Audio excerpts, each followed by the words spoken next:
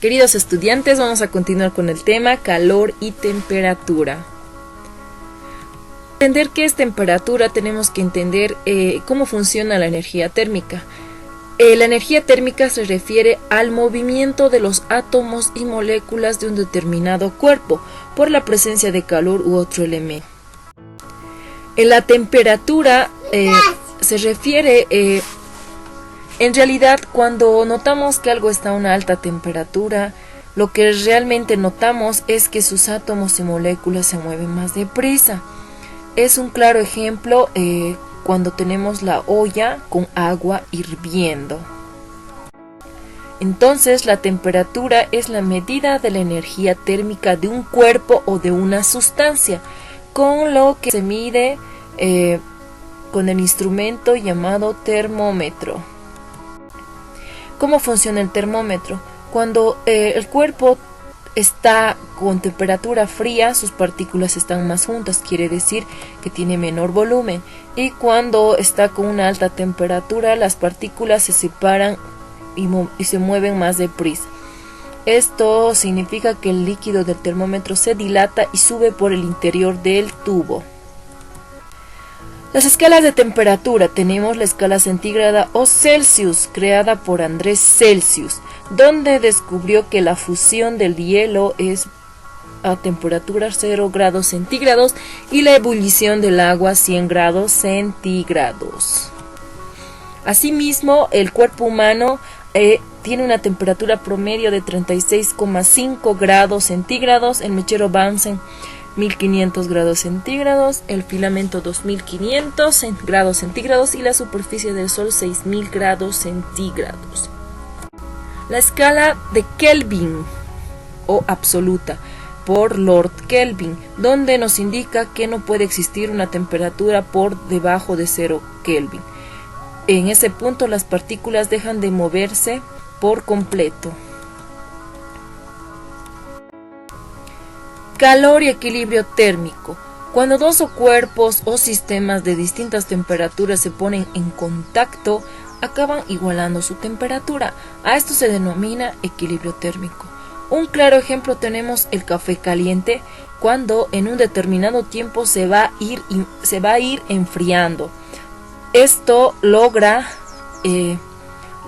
obtener la temperatura del ambiente. También un claro ejemplo de equilibrio térmico. ¿Qué sucede cuando dos cuerpos con diferentes temperaturas entran en contacto?